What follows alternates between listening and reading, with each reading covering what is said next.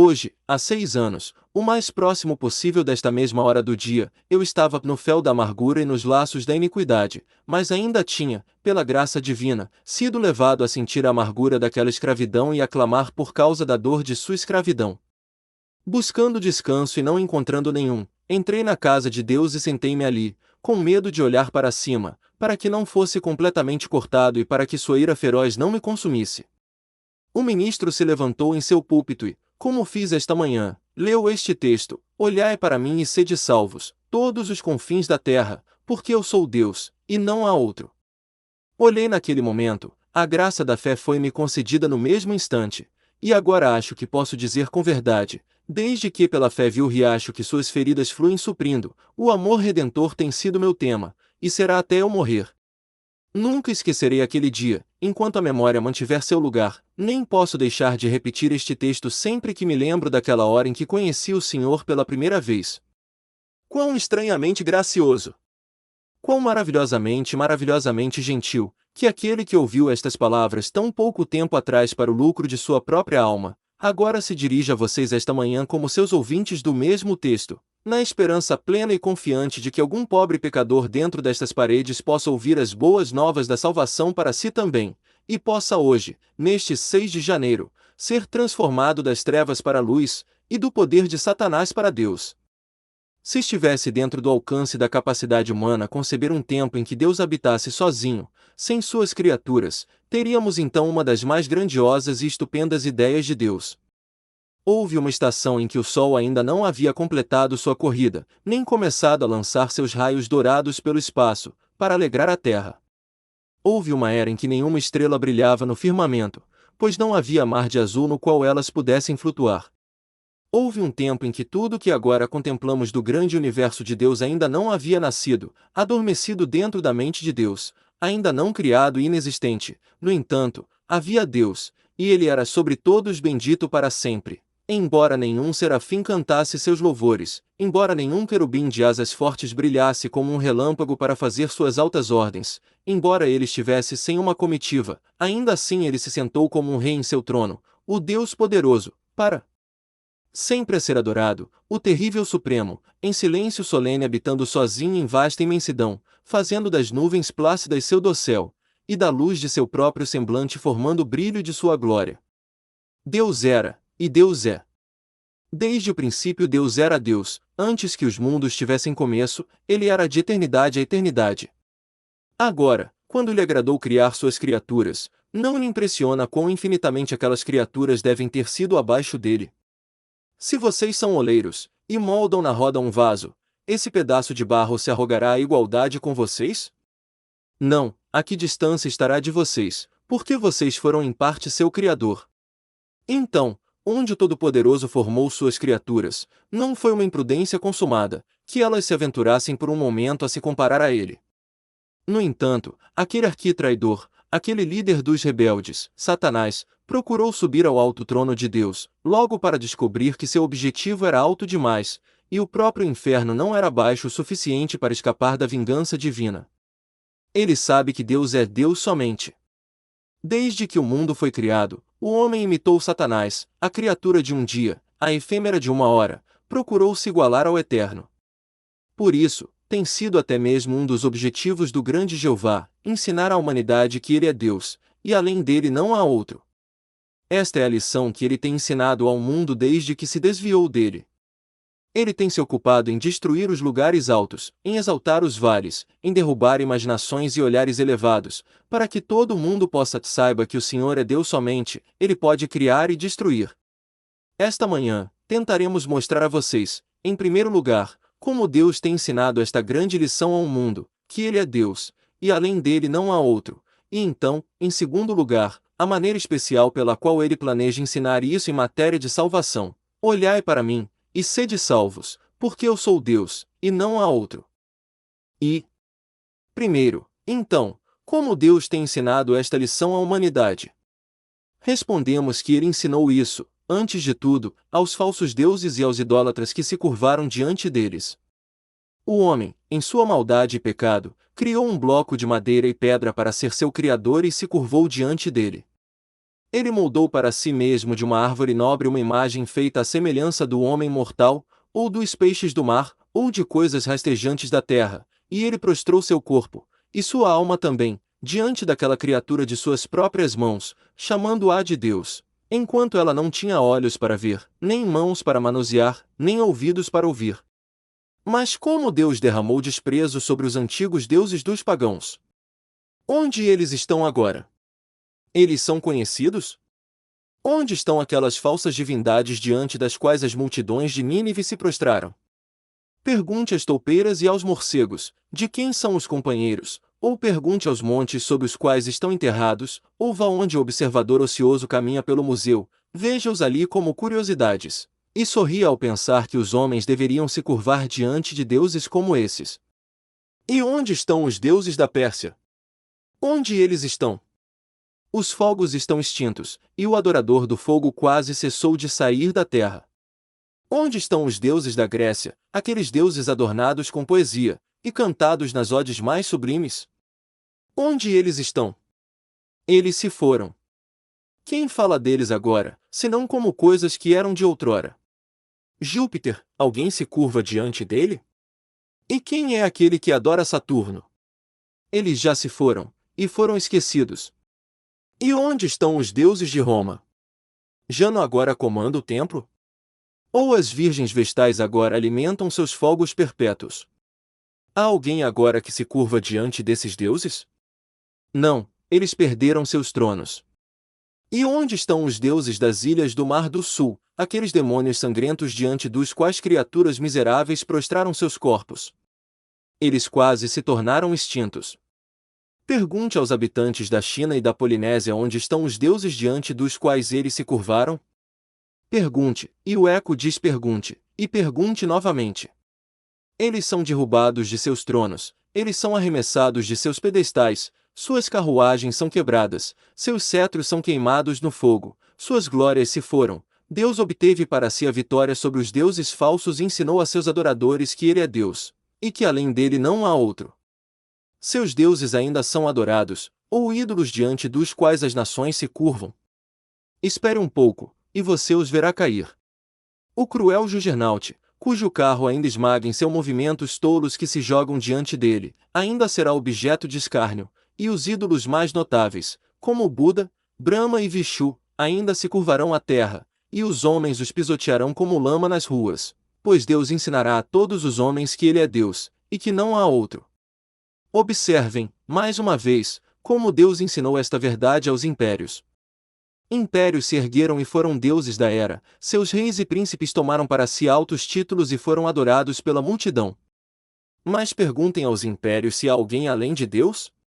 Vocês não acham que ouvem o solilóquio ostentoso da Babilônia? Eu me sento como uma rainha e não sou viúva, não verei tristeza, eu sou Deus e não há ninguém além de mim.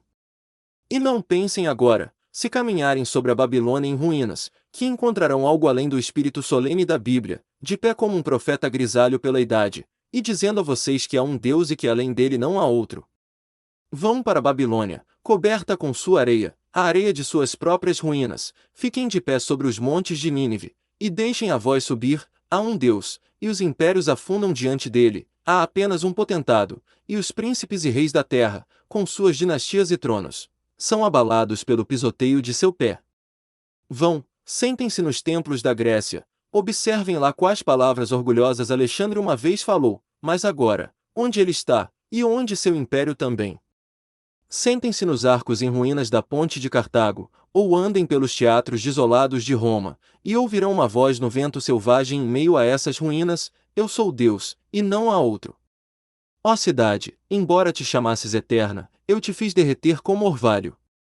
Embora dissesses eu sento em 7 colinas, e eu durarei para sempre, eu te fiz desmoronar, e tu és agora um lugar miserável e desprezível, comparado com o que tu eras. Tu eras uma vez pedra, tu te fizeste, eu te fiz pedra novamente, e te rebaixei. Ó! Como Deus ensinou monarquias e impérios que se estabeleceram como novos reinos do céu. Que ele é Deus, e que não há outro. Novamente, como ele ensinou sua grande verdade aos monarcas. Há alguns que foram mais orgulhosos que tiveram que aprendê-la de uma forma mais difícil do que outros. Tome, por exemplo, Nabucodonosor. Sua coroa está em sua cabeça, seu manto púrpura está sobre seus ombros, ele anda pela orgulhosa Babilônia e diz: Não é esta grande Babilônia que eu construí. Você vê aquela criatura no campo ali? É um homem. Um homem, você diz, seu cabelo cresceu como penas de águias, e suas unhas como garras de pássaros, ele anda de quatro, e come grama, como um boi, ele é expulso dos homens. Este é o monarca que disse: Não é esta grande Babilônia que eu construí. E ele agora está restaurado ao palácio da Babilônia, para que ele possa abençoar o Altíssimo que é capaz de humilhar aqueles que andam em orgulho. Lembre-se de outro monarca. Olhe para Herodes. Ele se senta no meio de seu povo, e ele fala: Vocês ouvem o grito ímpio? É a voz de Deus, eles gritam, e não a voz do homem. Um monarca orgulhoso não dá glória a Deus, ele afeta o Deus e parece sacudir as esferas, imaginando-se divino. Há um verme que rasteja em seu corpo, e ainda outro, e antes que o sol se ponha, ele é comido por vermes. Ah! Monarca! Embora pensasse ser um deus, e vermes o tenham comido.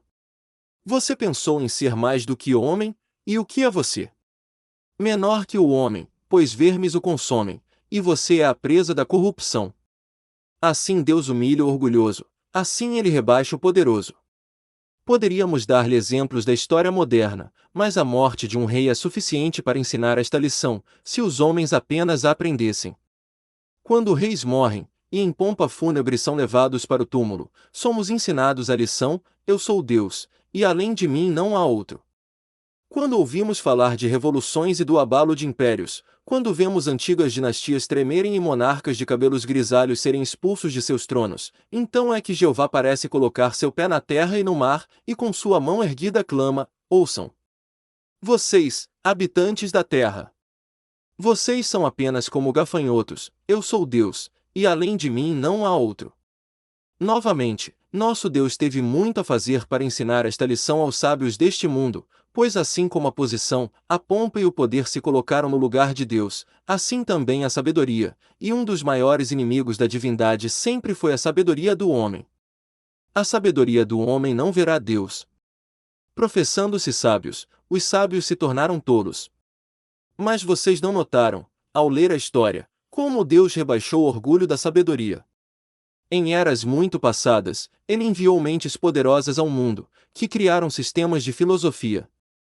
Esses sistemas, eles disseram, durarão para sempre. Lá, os alunos os consideravam infalíveis e, portanto, escreviam seus ditos em pergaminhos duradouros, dizendo: Este livro durará para sempre, gerações sucessivas de homens o lerão, e até o último homem esse livro será passado adiante, como o epítome da sabedoria. Ah! Mas, disse Deus, esse seu livro será visto como loucura, antes que outros 100 anos tenham passado. E assim os poderosos pensamentos de Sócrates e a sabedoria de Solon estão completamente esquecidos agora, e se pudéssemos ouvi-los falar, a mais pura criança em nossas escolas riria ao pensar que ele entende mais de filosofia do que eles. Mas quando o homem descobriu a vaidade de um sistema, seus olhos brilharam em outro. Se Aristóteles não basta, aqui está Bacon, agora eu saberei tudo. E ele começa a trabalhar e diz que esta nova filosofia deve durar para sempre. Ele coloca suas pedras com cores bonitas e pensa que cada verdade que ele acumula é uma verdade preciosa e imperecível. Mas, ai de mim! Outro século chega, e é descoberto que é madeira, feno e palha. Uma nova seita de filósofos se levanta, que refuta seus predecessores. Assim também, temos homens sábios neste dia, sábios secularistas e assim por diante, que imaginam ter obtido a verdade, mas dentro de outros 50 anos, e marque essa palavra, esse cabelo não será prateado com cinza, até que o último daquela raça tenha perecido, e aquele homem será considerado um tolo que já esteve conectado com tal raça. Sistemas de infidelidade passam como uma gota de orvalho diante do sol, pois Deus diz: Eu sou Deus, e além de mim não há outro. Esta Bíblia é a pedra que quebrará em pó a filosofia, este é o poderoso ariete que destruirá todos os sistemas de filosofia em pedaços, esta é a pedra que uma mulher ainda pode atirar sobre a cabeça de todo Abimeleque, e ele será totalmente destruído. Ó Igreja de Deus! Não temas, tu farás maravilhas, os sábios serão confundidos, e tu saberás, e eles também, que ele é Deus, e que além dele não há outro. Certamente, diz alguém, a Igreja de Deus não precisa ser ensinada sobre isso. Sim, respondemos, ela precisa, pois de todos os seres, aqueles a quem Deus fez objetos de sua graça são talvez os mais aptos a esquecer esta verdade fundamental, que ele é Deus, e que além dele não há outro. Como a igreja em Canaã se esqueceu disso, quando se curvaram diante de outros deuses, e, portanto, ele trouxe contra eles reis e príncipes poderosos, e os afligiu gravemente. Como Israel se esqueceu disso, e ele os levou cativos para a Babilônia. E o que Israel fez, em Canaã e na Babilônia, isso nós fazemos agora. Nós também, com muita frequência, esquecemos que ele é Deus, e além dele não há outro.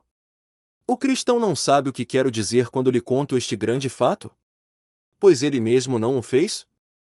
Em certos tempos, a prosperidade veio sobre ele, vendavais suaves sopraram sua barca, exatamente para onde sua vontade selvagem desejava dirigir, e ele disse consigo mesmo, agora tenho paz, agora tenho felicidade, agora o objeto que desejei está ao meu alcance. Agora direi, sente-se, minha alma, e descanse, coma, beba e alegre-se, essas coisas me contentarão bem, faça delas o seu Deus, seja abençoado e feliz. Mas não vimos nosso Deus jogar o cálice na terra, derramar o vinho doce, em vez disso, enchê-lo de fel?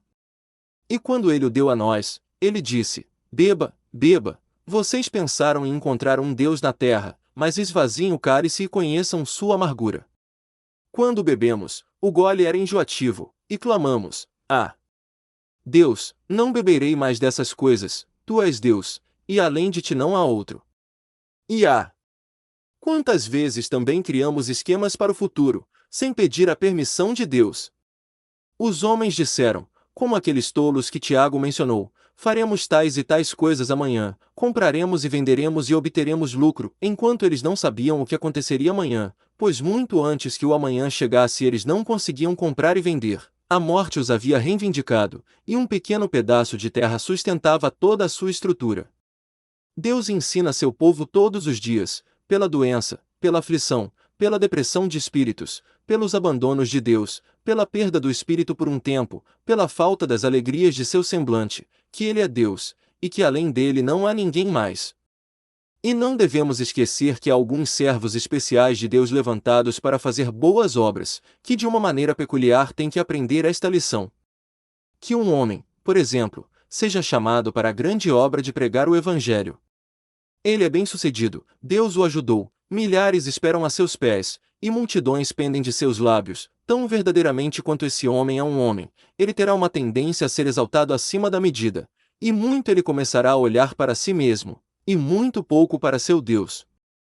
Que os homens falem que sabem, e o que eles sabem, que falem, e eles dirão, é verdade, é a mais verdadeira. Se Deus nos dá uma missão especial, geralmente começamos a tomar alguma honra e glória para nós mesmos.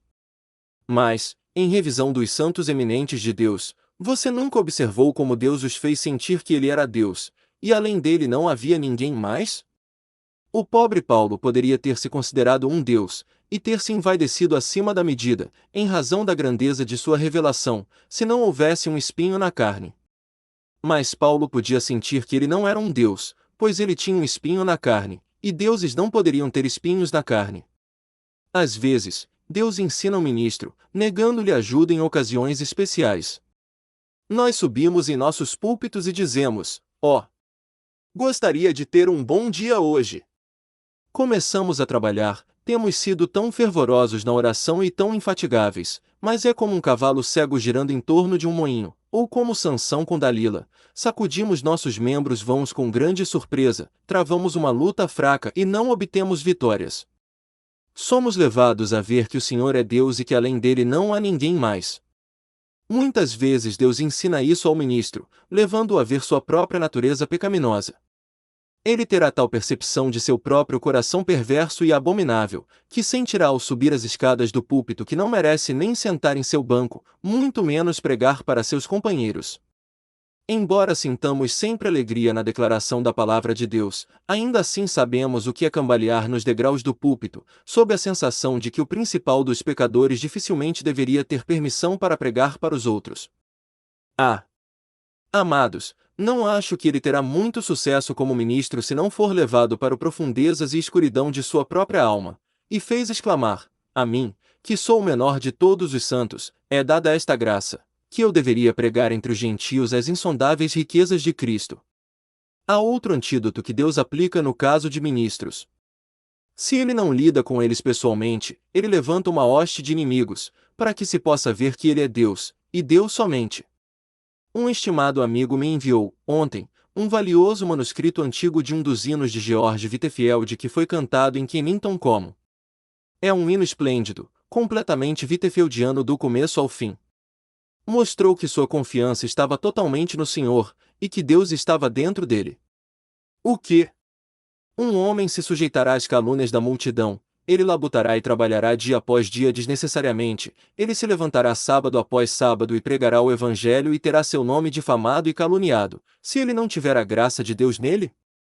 Por mim mesmo, posso dizer que, se não fosse o amor de Cristo me constrangendo, esta hora poderia ser a última que eu pregaria, no que diz respeito à facilidade da coisa.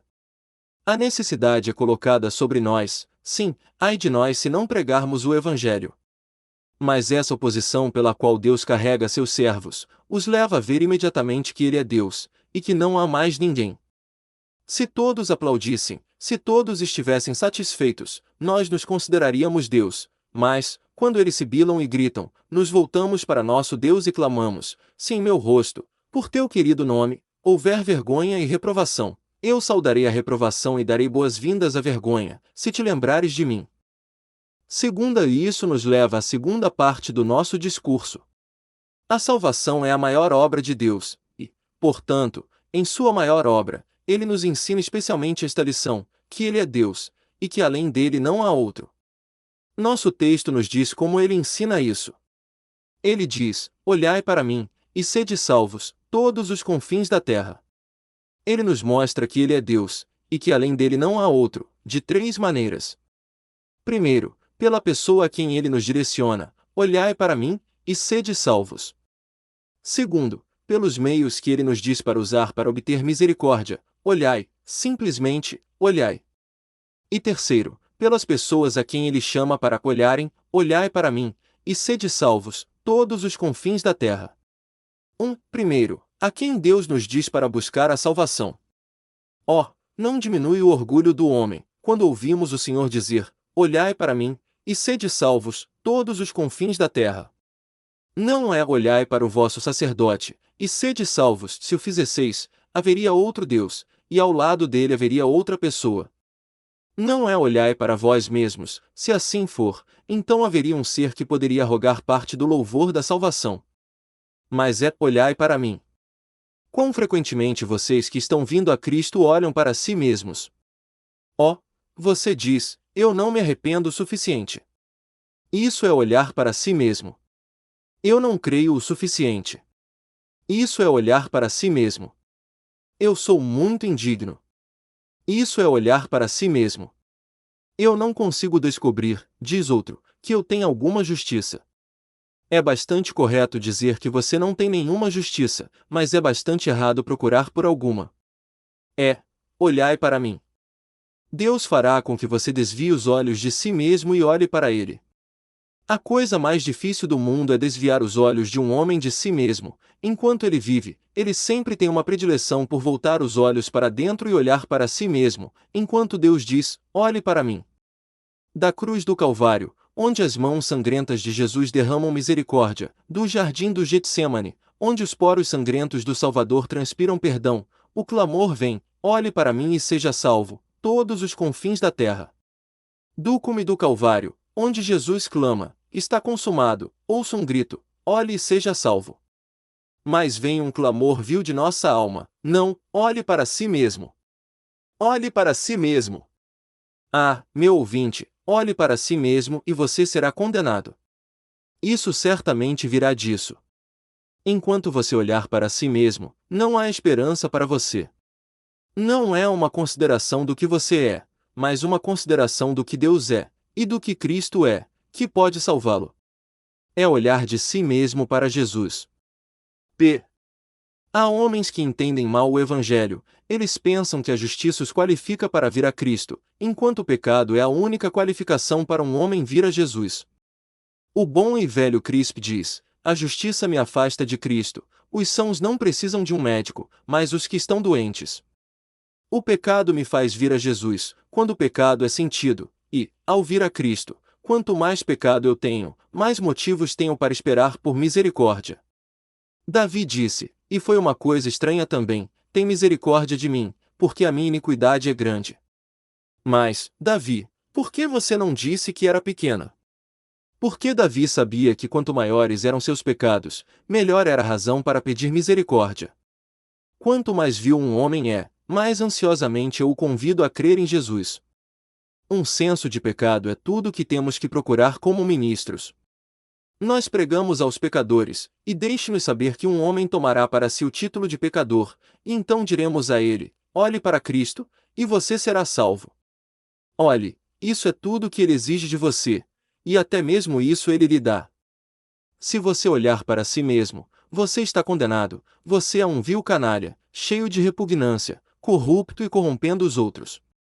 Mas olhe aqui, você vê aquele homem pendurado na cruz? Você vê sua cabeça agonizante caindo mansamente sobre seu peito? Você vê aquela coroa de espinhos, fazendo gotas de sangue escorrerem por suas bochechas? Você vê suas mãos perfuradas e rasgadas, e seus pés abençoados, suportando o peso de sua própria estrutura, rasgados quase em dois com os pregos cruéis? Pecador! Você o ouve gritar: Eloi, Eloi, lama sabachthani. Você o ouve gritar: está consumado. Você vê sua cabeça pendurada na morte? Você vê aquele lado perfurado com a lança, e o corpo tirado da cruz? Oh, vem aqui! Essas mãos foram pregadas por ti, esses pés jorraram sangue por ti, esse lado foi aberto para ti, e se queres saber como podes encontrar misericórdia, aí está. Olha! Olha para mim! Não olhe mais para Moisés. Não olhe mais para o Sinai. Vem aqui e olha para o Calvário, para a vítima do Calvário e para o túmulo de José. E olha lá, para o homem que perto do trono está sentado com seu Pai, coroado com luz e imortalidade. Olha, pecador, ele diz, esta manhã, para você: olha para mim e seja salvo.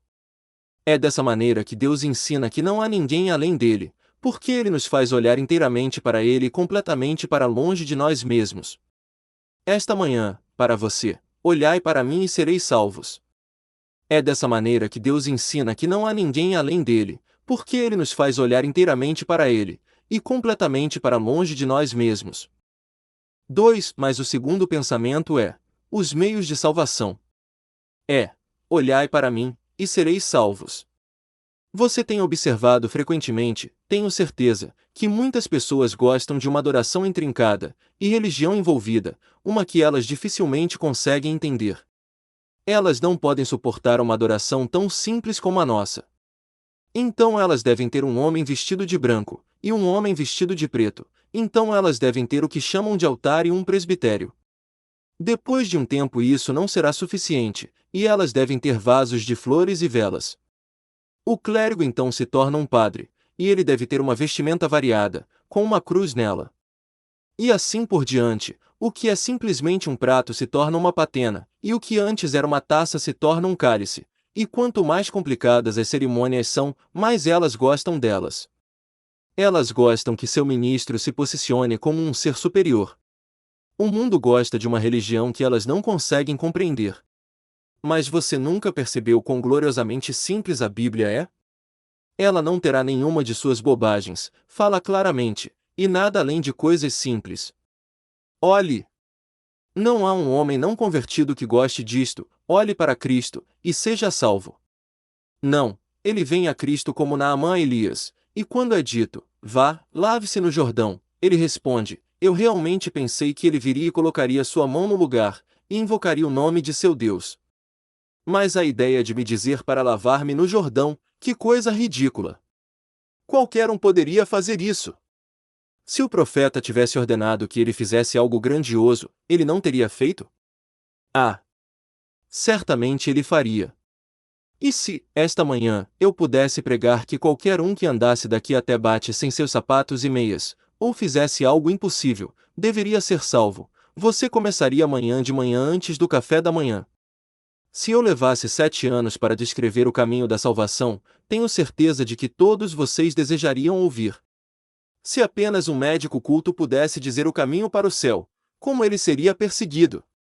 E se fosse em palavras duras, com alguns pedaços de latim e grego, seria muito melhor. Mas é um evangelho simples que temos que pregar. É apenas olhem. Ah, você diz, é esse o evangelho? Não vou prestar atenção nisso. Mas por que Deus ordenou que você fizesse uma coisa tão simples? Apenas para derrubar seu orgulho e mostrar que ele é Deus e que além dele não há ninguém mais. Oh, observe quão simples é o caminho da salvação. Olhem. Olhem. Olhem.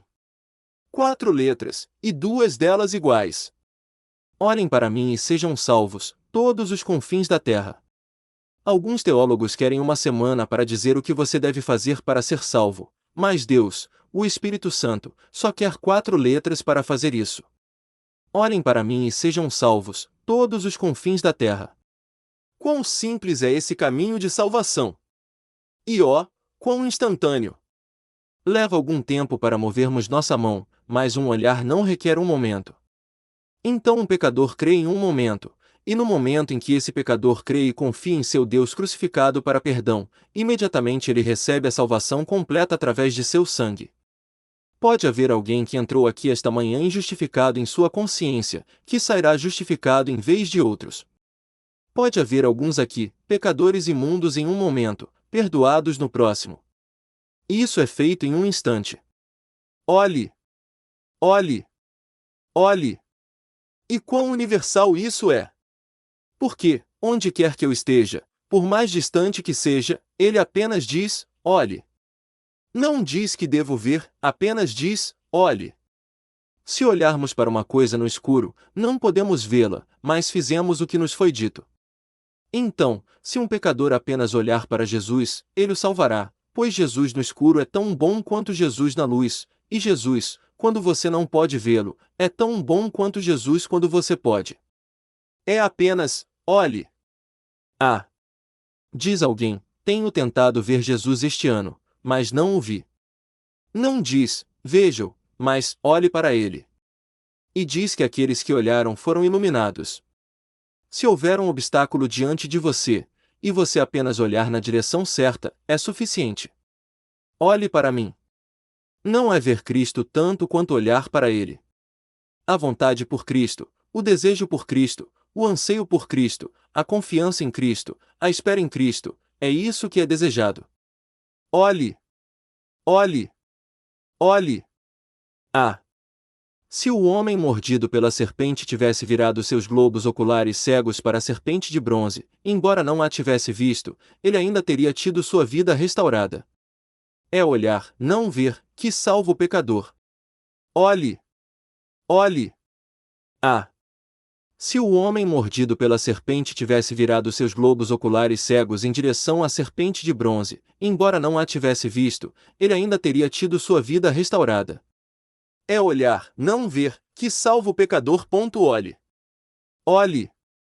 Ah! Se o homem mordido pela serpente tivesse virado seus globos oculares cegos em direção à serpente de bronze, embora não a tivesse visto, ele ainda teria tido sua vida restaurada. É olhar, não ver, que salva o pecador. Dizemos novamente, como isso humilha um homem. Há um cavalheiro que diz, bem, se fossem 1000 libras que me salvariam, eu não pensaria em nada. Mas ouro e prata são corroídos, não servem para nada. Então, devo ser salvo da mesma forma que minha serva Bete? Sim, da mesma forma, não há outra maneira de salvação para você. Isso é mostrar ao homem que Jeová é Deus, e que além dele não há outro. O homem sábio diz, se tivesse sido para resolver o problema mais maravilhoso, ou para resolver o maior mistério, eu o teria feito. Não posso ter algum evangelho misterioso? Não posso acreditar em alguma religião misteriosa. Não, olhe. O quê? Devo ser salvo assim como aquele garoto esfarrapado da escola, que não consegue ler suas cartas? Sim, você deve, ou não será salvo de forma alguma. Outro diz: tenho sido muito moral e correto, observei todas as leis da terra, e, se houver algo mais a fazer, farei. Comerei apenas peixe às sextas-feiras e guardarei todos os jejuns da igreja, se isso me salvar. Não, Senhor, isso não o salvará, suas boas obras não servem para nada. O quê? Devo ser salvo da mesma forma que uma prostituta ou um bêbado? Sim, Senhor, há apenas um caminho de salvação para todos. Ele encerrou a todos na descrença, para usar de misericórdia para com todos. Ele passou uma sentença de condenação sobre todos, para que a livre graça de Deus pudesse vir sobre muitos para a salvação. Olhem! Olhem! Olhem! Este é o método simples de salvação. Olhai para mim e sede salvos, todos os confins da terra. Mas, por fim, observe como Deus cortou o orgulho do homem e se exaltou pelas pessoas que ele chamou para olhar. Olhai para mim e sede salvos, todos os confins da terra. Quando o judeu ouviu Isaías dizer isso, ele exclamou: você deveria ter dito: olhai para mim, ó Jerusalém, e sede salva. Isso teria sido certo. Mas aqueles cães gentios, eles devem olhar e ser salvos. Sim, diz Deus, eu mostrarei a vocês, judeus, que, embora eu tenha dado a vocês muitos privilégios, eu exaltarei outros acima de vocês, eu posso fazer o que eu quiser com os meus. Agora, quem são os confins da terra? Ora, há pobres nações pagãs agora que estão a poucos graus de distância dos brutos, incivilizados e sem instrução, mas se eu pudesse ir e pisar no deserto, e encontrar o bosquímano em seu craal, ou ir aos mares do sul e encontrar um canibal, eu diria ao canibal ou ao bosquímano: olhem para Jesus e sejam salvos, todos os confins da terra. Eles são alguns dos confins da terra, e o Evangelho é enviado tanto a eles quanto aos gregos educados, aos romanos refinados ou aos bretões educados. Mas eu acho que os confins da terra implica aqueles que se afastaram mais de Cristo. Eu digo: bêbado, isso significa você. Você tem cambaleado para trás. Até chegar aos confins da terra, você quase teve delirium tremens, você não pode ser muito pior. Não há um homem respirando pior do que você. Mas Deus, para humilhar seu orgulho, diz a você: olhe para mim e seja salvo. Há outra que viveu uma vida de infâmia e pecado, até que se arruinou, e até mesmo Satanás parece varrê-la pela porta dos fundos, mas Deus diz: olhe para mim e seja salvo, todos os confins da terra. Parece-me que vejo alguém tremendo aqui, e dizendo: eu não fui um desses, Senhor, mas fui algo pior, pois frequentei a casa de Deus, e reprimi convicções, e adiei todos os pensamentos sobre Jesus, e agora acho que ele nunca terá misericórdia de mim. Você é um deles. Confins da terra. Enquanto eu encontrar alguém que se sinta assim, posso dizer a eles que eles são os confins da terra. Mas, diz outro, eu sou tão peculiar, se eu não me sentisse como me sinto, estaria tudo muito bem, mas sinto que meu caso é peculiar. Tudo bem, eles são um povo peculiar. Você fará. Mas outro diz: não há ninguém no mundo como eu. Não creio que você encontrará um ser sob o sol que tenha tido tantos chamados e os tenha afastado todos, e tantos pecados sobre sua cabeça. Além disso, tenho culpa que não gostaria de confessar a nenhuma criatura viva. Um dos confins da terra novamente. Portanto, tudo o que tenho a fazer é clamar, em nome do Mestre: olhai para mim e sede salvos, todos os confins da terra, porque eu sou Deus, e não há outro. Mas tu dizes: o pecado não te deixará olhar. Eu te digo: o pecado será removido no momento em que olhares. Mas não ouso, ele me condenará, tenho medo de olhar. Ele te condenará mais se não olhares. Tema, então, e olhe, mas não deixe que teu medo te impeça de olhar. Mas ele me expulsará. Experimente-o, mas não posso vê-lo. Eu te digo: não é ver, mas olhar. Mas meus olhos estão tão fixos na terra, tão terrenos, tão mundanos. Mas, pobre alma, ele dá poder para olhar e viver. Ele diz: olhai para mim, e sede salvos, todos os confins da terra. Tome isto, queridos amigos, como um texto de ano novo, tanto vocês que amam o Senhor, quanto vocês que estão apenas procurando pela primeira vez. Cristão, em todos os seus problemas neste ano, olhe para Deus e seja salvo. Em todas as suas provações e aflições, olhe para Cristo e encontre libertação. Em toda a sua agonia, pobre alma, em todo o seu arrependimento por sua culpa, olhe para Cristo e encontre perdão. Este ano, lembre-se de colocar seus olhos para o céu, e seu coração para o céu também. Lembre-se, neste dia, de que você amarrou em volta de si uma corrente de ouro e colocou um elo dela no grampo do céu. Olhe para Cristo, não tema. Não há tropeço quando um homem anda com os olhos para Jesus. Aquele que olhou para as estrelas caiu na vala, mas aquele que olha para Cristo anda em segurança. Mantenha seus olhos para cima durante todo o ano. Olhe para ele e seja salvo, e lembre-se de que ele é Deus, e além dele não há outro. E tu, pobre tremendo, o que dizes? Começarás o ano olhando para ele? Sabes quão pecador és esta manhã, sabes quão imundo és, e ainda assim é possível que, antes de abrires a porta do teu banco e entrares no corredor, sejas tão justificado como os apóstolos diante do trono de Deus. É possível que, antes de pisares o limiar da tua porta, tenhas perdido o fardo que estava nas tuas costas, e sigas o teu caminho, cantando: estou perdoado, sou um milagre da graça, este dia é o meu aniversário espiritual. Ó, que seja assim para muitos de vós, que finalmente eu possa dizer: aqui estou eu, e os filhos que me deste. Ouça isto, pecador convicto. Este pobre homem clamou, e o Senhor o livrou das suas angústias. Ó, prove e vê que o Senhor é bom.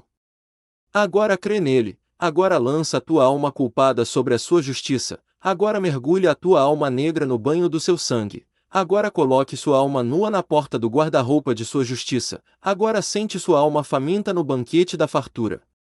Agora, olhe. Quão simples parece! E ainda assim é a coisa mais difícil do mundo para levar os homens a isso.